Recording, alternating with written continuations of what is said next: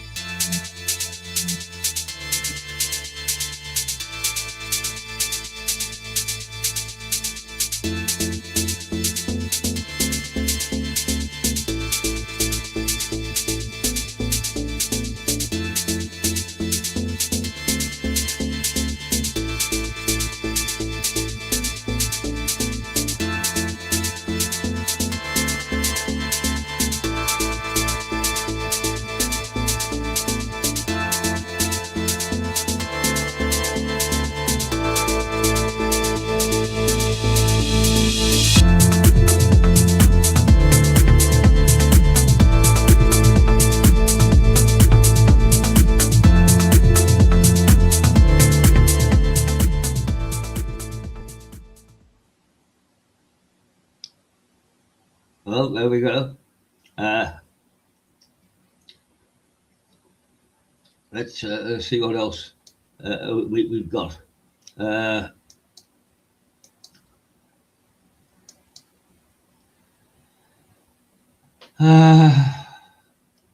He said.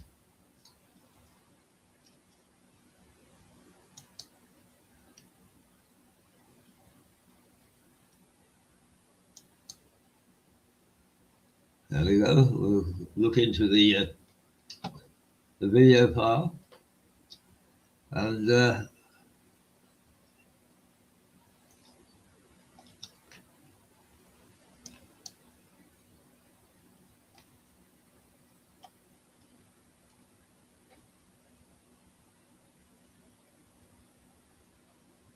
oh, that's no price.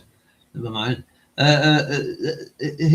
Well, I think it'd be nice to be reminded of our former mayor, late mayor, Stephen Catlin, who did a lot of very good investigative work in Lewis.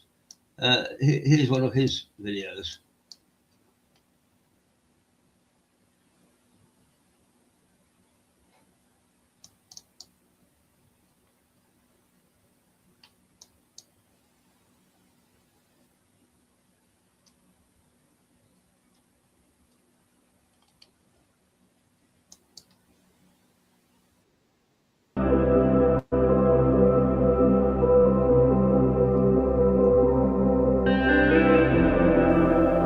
Did you know that when we pay for council tax, the price includes special expenses?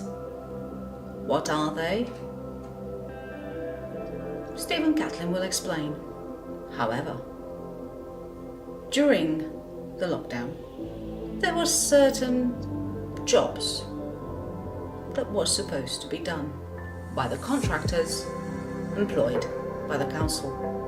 When Stephen asked the council about the jobs that were not done and why they were not done, the response was because of an act of God. We were shown some correspondence between Stephen and the council. Slightly confusing. One paragraph says the work was not done because of an act of God, the pandemic. And the next paragraph says the job not only it was done, But the contractor also had special and extra expenses. Which one is it? You can't have it both ways. You will try though, won't you? Was it an act of God when you look into people's bank accounts if they don't pay their council tax? Because apparently, that's your right to do so. Some more information would be nice, Council. And clearer information too. Just listen to what Stephen Catlin has to say now.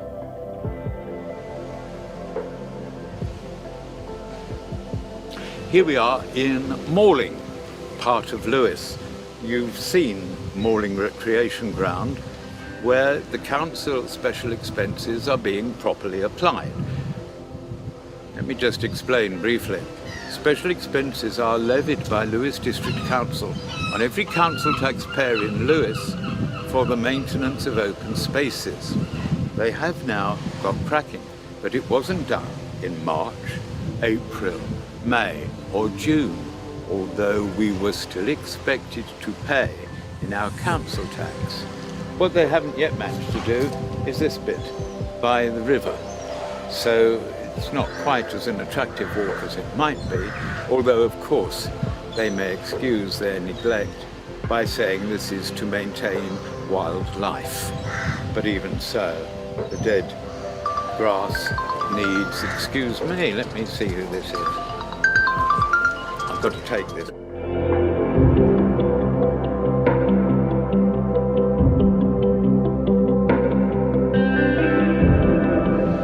This bit had not been cut back. It does need to be done at some point to tidy up the dead grass. But we'll see. The whole point is that we pay every month in our council tax for this groundwork to be done. It was not done in March, April, May or June. And in one piece of land, a churchyard in the care of the district council, the town council actually had to pay to bring someone in to do it because it was in too bad a state. District are saying the contractor is catching up, but nevertheless, we have paid for work that has not been done. I mean, even if the grass was 2 foot high, once it's cut, it's cut. It just hasn't been done when it should have been. And I pay on my council tax about £387 per annum. That is the second lowest. Band A will pay less, bands C, D and D will pay more. I don't see the difference between this work that has not been done, yet being charged for one, and a rogue roofer charging someone for not re-roofing their house. That becomes a criminal offence. So I really would like to know how District Council justify this, and it would be good to have a more public answer.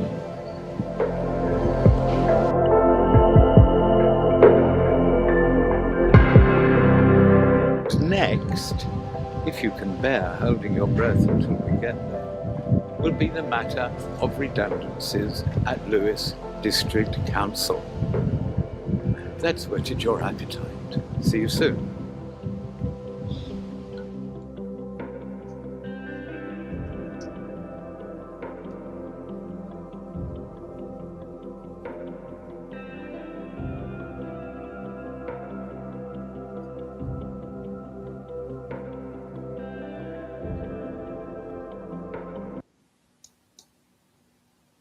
Well, I should make sure that you do understand that these are archive videos, at least 3 years old.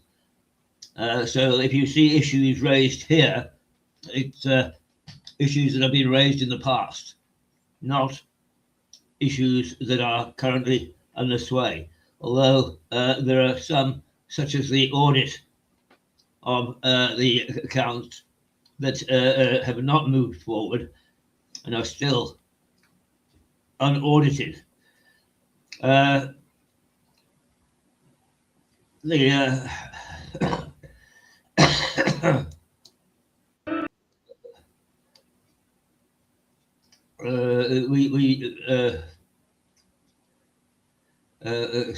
sorry. I'm looking for.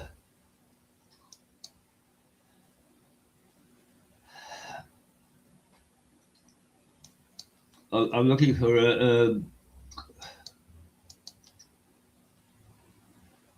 us.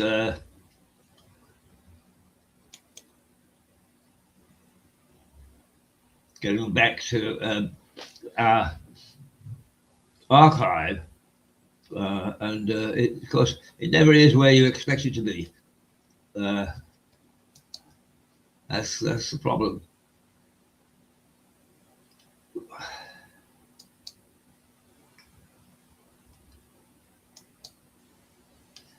Right. Okay.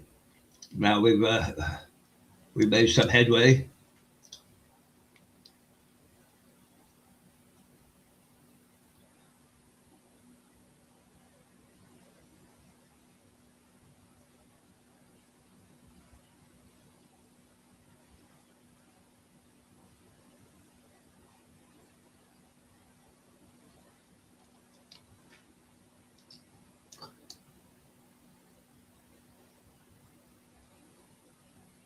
Let's have a look at Richard.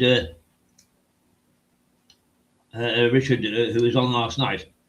Richard Barton, the barrister who is so entertaining. And here is one that we call Court at Law.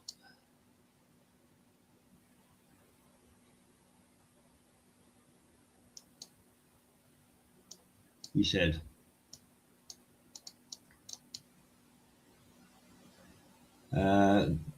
well, it's not going to work. Never mind. We've got all sorts of things here. I think that there's one called Food and Drink Pilot. Let's have a look at that, shall we?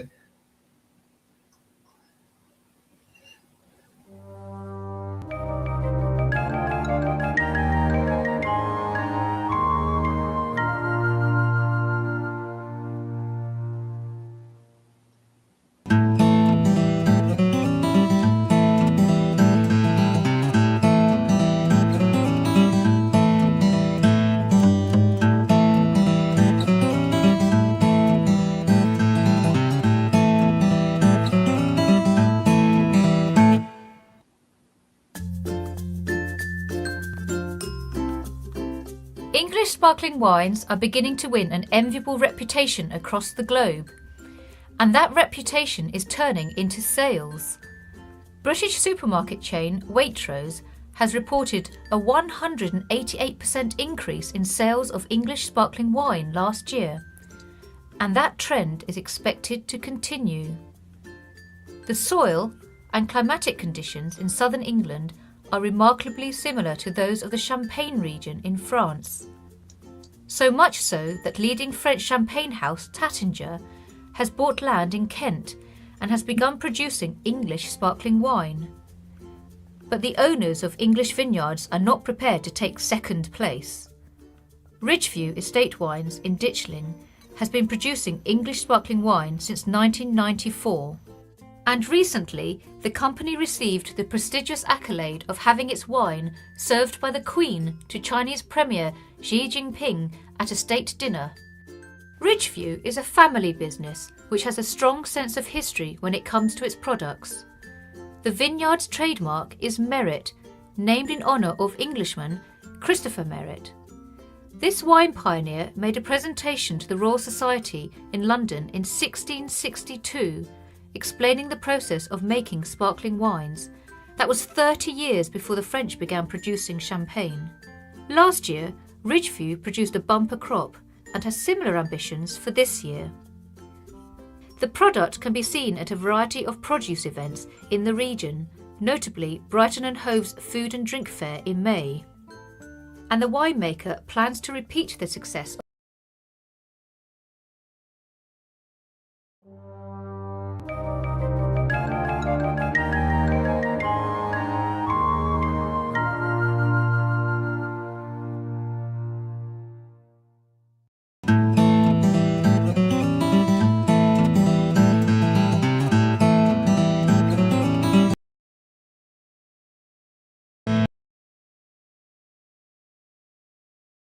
introduced its range of sparkling wines to New Yorkers.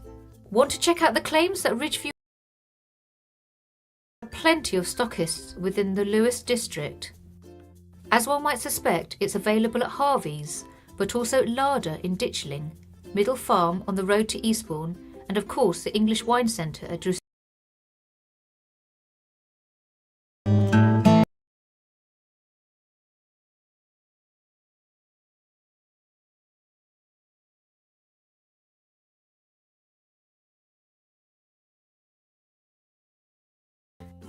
These successes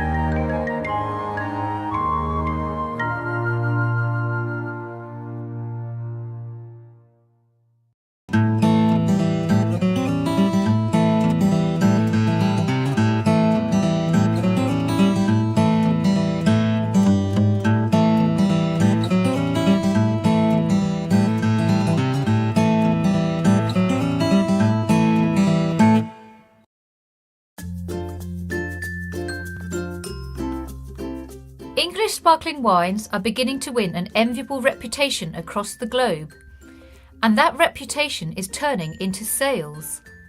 British supermarket chain Waitrose has reported a 188% increase in sales of English sparkling wine last year, and that trend is expected to continue. The soil and climatic conditions in southern England are remarkably similar to those of the Champagne region in France. So much so that leading French champagne house Taittinger has bought land in Kent and has begun producing English sparkling wine. But the owners of English vineyards are not prepared to take second place. Ridgeview Estate Wines in Ditchling has been producing English sparkling wine since 1994. And recently, the company received the prestigious accolade of having its wine served by the Queen to Chinese Premier Xi Jinping at a state dinner. Ridgeview is a family business which has a strong sense of history when it comes to its products. The vineyard's trademark is Merit, named in honour of Englishman Christopher Merit. This wine pioneer made a presentation to the Royal Society in London in 1662, explaining the process of making sparkling wines. That was 30 years before the French began producing champagne. Last year, Ridgeview produced a bumper crop and has similar ambitions for this year. The product can be seen at a variety of produce events in the region, notably Brighton and Hove's Food and Drink Fair in May. And the winemaker plans to repeat the success of last year when it introduced its range of sparkling wines to New Yorkers. Want to check out the claims that Ridgeview makes? There are plenty of stockists within the Lewis district. As one might suspect, it's available at Harvey's, but also Larder in Ditchling, Middle Farm on the road to Eastbourne, and of course the English Wine Centre at Drusilla's roundabout. These successes have created a rush to develop new vineyards in Sussex. Licence applications last year were up by 40%. It's not just sparkling wines that are gaining a reputation. Still wines have also been around a long time. Both are now beginning to take the French market by storm, as demonstrated by the French purchase of acreage in Kent. The key question now is if growth will mean a larger and more expansive English wine industry, or a homegrown luxury product suitable for big and glittering occasions. For the moment, only time will tell. Trevor, where's my drink? Lalla Daniels of South Downs Television at Ridgeview Vineyards, tasting a true competitor of French champagne. So next up on Food Glorious Food, a new way to sell wines in Lewis.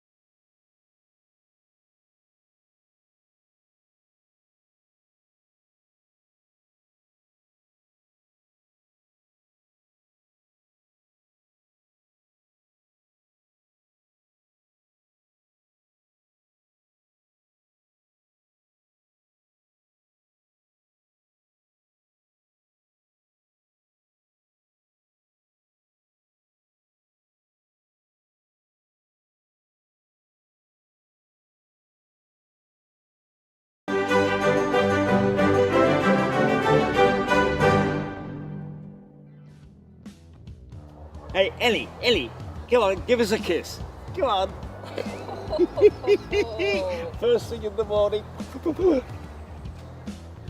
my dear, people can always dream. I just wanted to come in here to see if you're boring people again. No, I would never bore people. I don't okay, think. well, depends who you ask, I guess. Now, this is sort of a piece of art which, today, with all due respect, it's got a lady's breast showing. But in the early part of the 1900s, the most famous statue in the world, probably, Rodin's The Kiss, was here in Lewes, and it was bought by a mad American, and it was then put on show very briefly before everybody getting upset that it was obscene, and then it was tucked away in a shed. So I've heard. Yeah, have you seen The Kiss? Have you looked at the statue? If I say no, is that a problem? Oh yes, it is. Then I did. But the good burghers of Lewes decided that it was obscene. I mean, a little old lady, I don't think she was that old actually, she was rather prim. She marched down to the council and said, here. If you're going to show that, I'm going to complain. And they got so frightened, they took it away and put it in the shed. The council frightened? Yes. I would like to ask that lady for her secret. Yes. Well, actually, it's nudity, but let's not talk about that. No. Well, it wouldn't be a British item. I went down. What to the you council. do in your own time, that's your problem, okay? Now, the interesting thing is that there are, taken by Reeves, the local photographer, who have got a wonderful history of Lewes, from almost the day that photography was invented. They got shots of the Kiss being in the town hall and the troops being fed in the town hall. And somebody has decided that they must put a blanket over the Kiss. Oh dear. But they mustn't get the troops excited. Interesting. Yeah. One of the things that is interesting is that a good friend of ours, Paul Miles, in the year 2000, actually brought the Kiss, the actual statue, by this time has become famous, of course, and is on display. Well, it goes on display around the world. But he brought it back, and it was on display in the town hall. And had thousands and thousands of visitors. And as far as I'm concerned, as I'm aware, not one of them complained. Times have changed, I guess. Yes, they have. Yeah, well, a naked statue is a naked statue. But I mean, this one really is considered to be a statue of love to beautiful people actually embracing. The trouble is, they're beautiful people. And Well. I'm not so sure that it's a pretty sight if I embraced anybody. So don't get your hopes up. Oh God. Okay. Thanks for letting me know. By the way, did you complain when they finally took the statue away? Yes, I did. I'm sure. I wanted it there for much longer. I bet you visited the statue a few times. Oh, I did, course. yes. No surprise. Yeah, but actually, Annie, this town is known for its eccentricity, and apparently this American really was very eccentric, and when he first commissioned it, and of course Rodin wasn't as well known then as he's become since, so it was a very daring thing for him to do. Well, he was an American. Oh dear, oh you made a few friends there. Yes. Our lovely colleagues. They are two wonderful ladies, so don't stop. Don't stop. One of the things that we will be doing later in our programme is, when I say our programme, not the programme today, but we are cognizant that the arts plays a very big role in Lewes society. And strangely enough, what we have standing to my right is a very talented pianist. Don't know what to say to that, do you? Well, Yeah, I've never been nice to you before. unless you want something. Could I have a coffee, please? Oh, I'm so sorry. Is it too far away from you? That's what I'm here for, I guess. Who cares about the piano? Oh dear, there's nothing feminist about this, but it's just age. Yes, these youngsters are all the same. They don't want to get the older man a coffee. I don't care what you're saying. You called me young, so it's all good.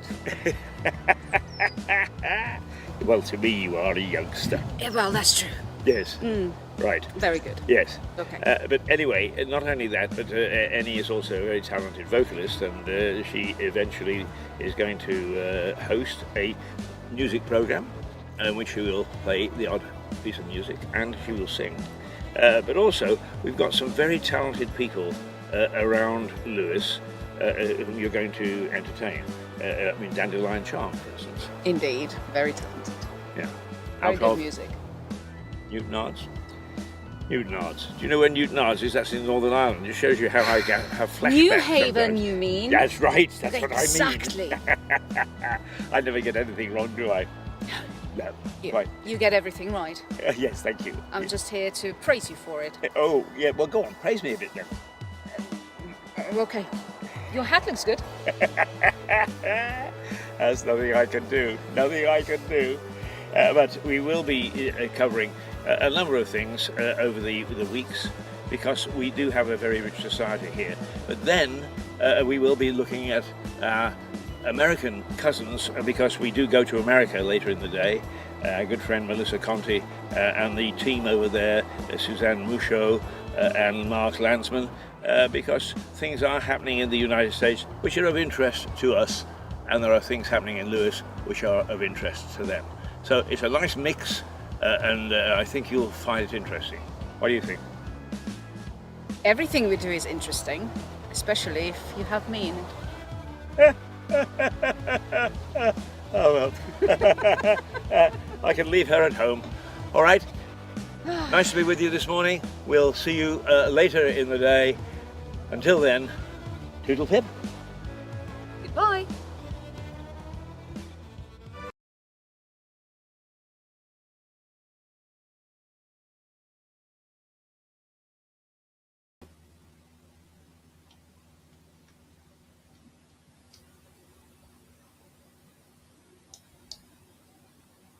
Well, we're stuttering our way through this morning, but at least we are stuttering. And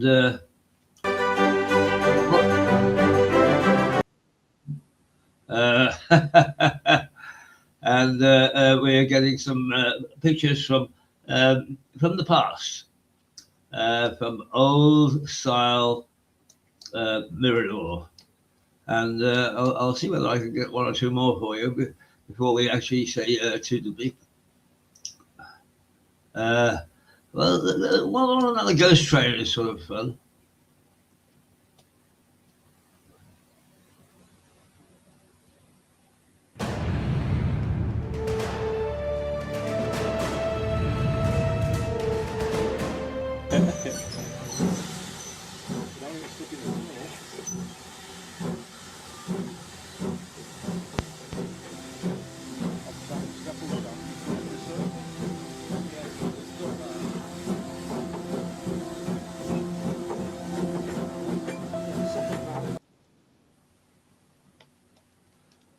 See, I don't leave well enough alone.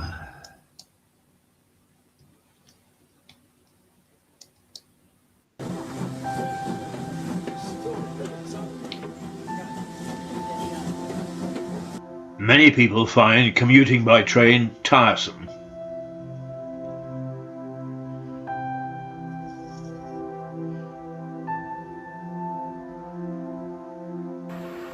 But one of the pleasures of taking a train to London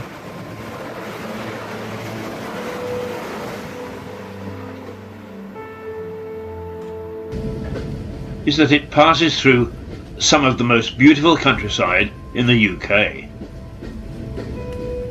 None more so than the view of the countryside as the line approaches Clayton Tunnel, just north of Brighton.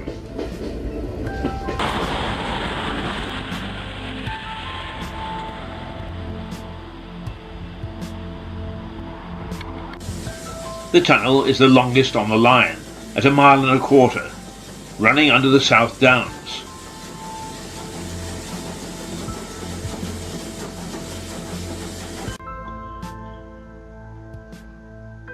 It's unusual because the entrance is not the usual railway brick. It is instead designed to look like the gateway to a castle. On top is a cottage built for the railway's lightkeeper in 1849. The tunnel itself was opened in 1841 and the cottage added later. Idyllic.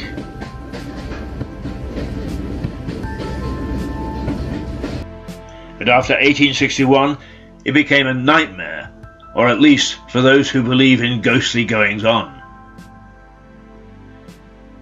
In August of that year, a night train left Brighton, travelling north to London. Partway through the tunnel, it stopped at what it thought was a danger signal from the lightman.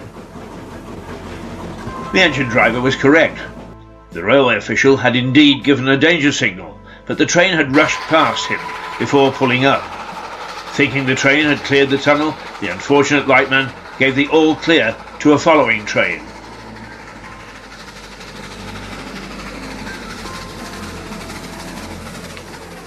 And it slammed into the back of the first train in the dark, killing 23 and injuring 176 more.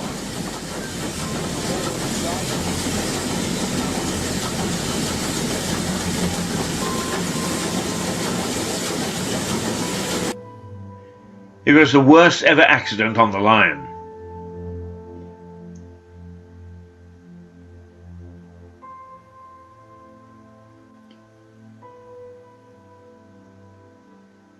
And people walking on the downs over the underground passage have reported hearing the screams of the passengers as the trains piled into each other. The line is now also a direct line from Lewes.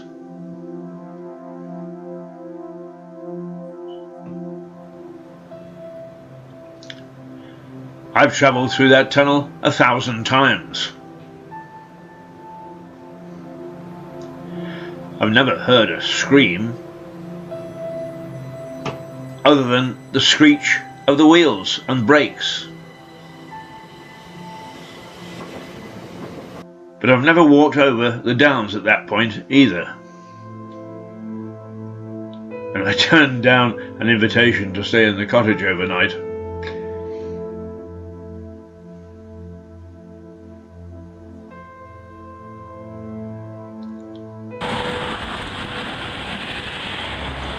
In fact, I get tense each time I go into the tunnel, knowing what had happened more than 165 years ago.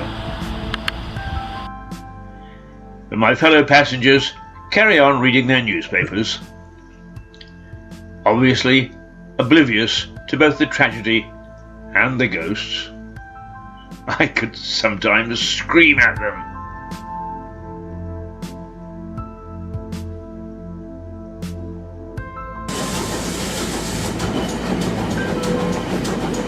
The ghosts of Clayton Tunnel. Eerie.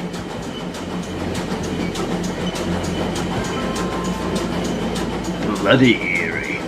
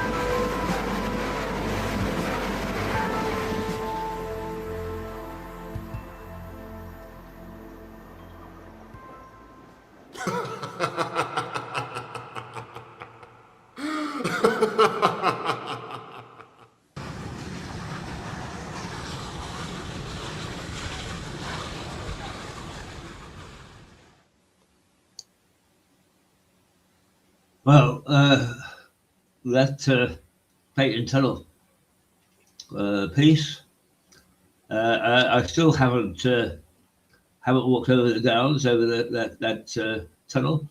I don't know if I ever will now, since difficulty in actually walking. But it's a good ghost story, and one that is real, if you like. Oh, yeah.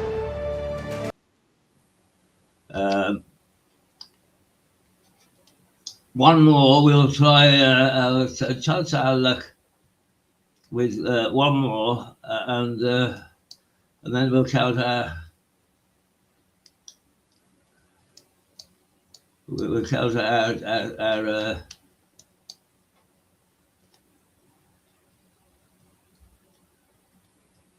blessings if we actually get away with it.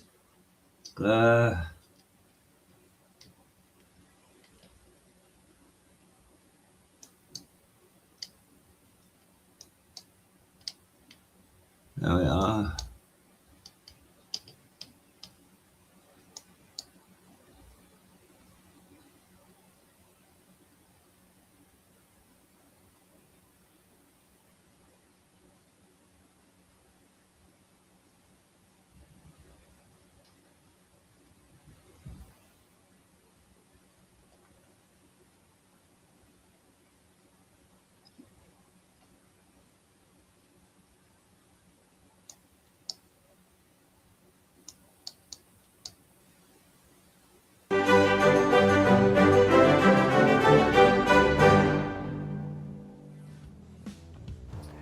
A signal lesson to any man.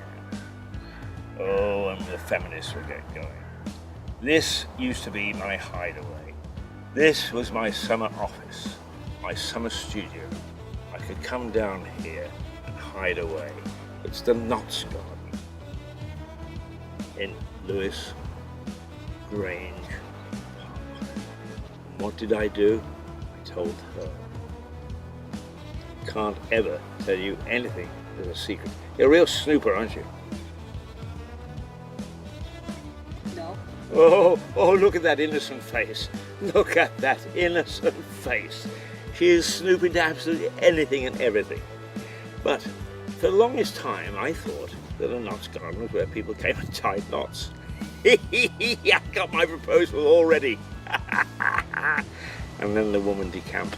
But it's not. Do you know what a Knots Garden is? I'm sure you will explain. Go on. Please do share your knowledge. Very well. I can never shut you up anyway. Can't Maybe get a someone word. out there is listening. Maybe someone actually does want to know. No word in edgewise. You asked me a question.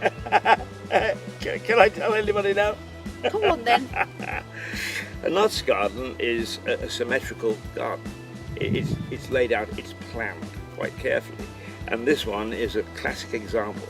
It's small, petite, but it's laid out in 1, 2, 3, 4, 5, 6 boxes, and it's square. It's got lovely walls around it and plans. So it is a typical and a very good example of a Knots Garden. But it also is a place of seclusion. And this one is particularly nice. It was until you found it. Well, I need to be able to find you just in case you, I don't know, break your leg or something. Ah, If you don't come into work, I need to be able to find you. did you say break a leg or break an egg? No, dear, Break an Egg is a wonderful program. I do know the difference. I think. Are you asking me whether I know the difference or you're saying you do know the difference? Oh, blooming heck, I said I know the difference. You mean you weren't picking on me for a change? What? What? I stopped listening. 15 seconds ago. Oh. Well, the nice thing is it's a bit nearer to the pub than the other places we've been in this park. Oh, thank God for that. You want to go for Bloody Mary, do you? I can just smell it. Oh, there we are, you see. Now the truth comes out. Prim and proper, right up until opening time. I was going to say closing time. Oh, opening time. And then it all comes out. Bloody Marys, yeah, you can't stay away from them. Whereas I have gone to Krabby's. Ginger beer. Alcoholic ginger beer, but nonetheless ginger beer. Anyway, the fact is that this garden, I think it is at the moment looking quite wild because, as you know, there are problems with wildlife in this country. We are so naughty in terms of our environment that butterflies and bees and all the things that make up part of our chain of living are not getting the proper attention. So this Knott's garden has got a nice wildflower flowers, I suppose we say, to attract the birds and the bees. Oh, we're in the Knott's garden with the birds and the bees. I knew that was coming. And here it is, your most favourite subject. Oh yeah, and like, can we get on to oysters now then? We've done that already. Oh, we've Just done that. stop. Oh dear, dear, dear, dear. Well, I only ate a half dozen the first time, and I brought a dozen along. What, in your bag? Yes. Oh dear. I know. They must stink by now. Well, I didn't actually. But what I did do, because I have been a good boy, and you've been a naughty girl all week, pulling fun at me, I did bring a little bit of champagne. And I have to say that I suppose we were very naughty because of COVID, but we do come from the same bubble. No. Oh. I'm not sharing a bottle with you. Is that right? So unless that is for me, don't even open it. No, hang on. I want that promise again. Oh, okay. You're not going to share anything. That's all right, dear. You need it more than I do. Right. Mm. There he is, calling himself a gentleman. Mm. A glass wouldn't go amiss, you know. I didn't think to bring one. I don't suppose gentlemen actually drink from the bottle. Do not. I don't believe so. Oh my goodness me, can you give me the set of rules? It's in my office desk. I have some made up just for you. I think you need some rules, rules. Oh. You see what a Knott's garden does to you? I can see that. She always says it's not very far from my mind. Did you see that? Did you hear that? What? Oh, I was talking about rules. Well, there's a very nice restaurant in London called Rules. Indeed. Yeah. 1700s, was it? Yep. Exactly. Yep, the oldest in London. Even featured in Downton Abbey. Is it really? Mm-hmm. Have you been there? Yes. And then you complain because I'm drinking champagne. From a bottle. Well, I would offer you some except, thank God, COVID or COVID, however you pronounce it, has made sure that I am the one to get most of it. Yeah, well, you made sure of that, didn't you? One of the things I think that is nice about not only this Knott's garden, pretty though it is this entire complex is it really covers history from about 1066, pretty damn close to the conquest, right through to the modern day. History keeps on being made here, and I think that as a sample of Englishness, if you like, over 1,000 years or more, you can't go far wrong than a visit to here. So I'm glad that we're here. I'm glad that we're in the Knott's garden. Are we going to tie the knot? I know how to swear at her. Have you got a string so I can tie the knot? Can't do it without that. Well, there we go. A very good morning to you from the Knott's Garden in Grange Park in south-over part of Lewes. And if you're watching in Lewes in the United States, we welcome you, and we look forward later in the year to joining some of your citizens and some of the history that is inherent in Lewes, Delaware. Because in Lewes, Delaware, there's an English cannonball fired by the commander in the War of 1812 of a British man of war. He missed the town and hit a staircase, and the total casualty was 1 pig and 2 hens, none of whom died. They were just injured. What a war it was. Oh, what a lovely war. Till next week. Toodle pip. Goodbye.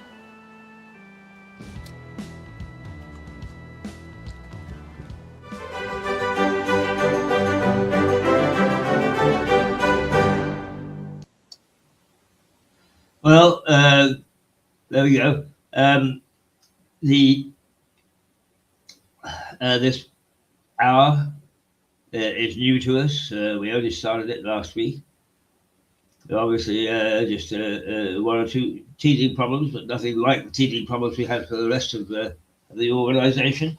So we had some interesting stuff this morning, I think, and we saw what the busking community think of things.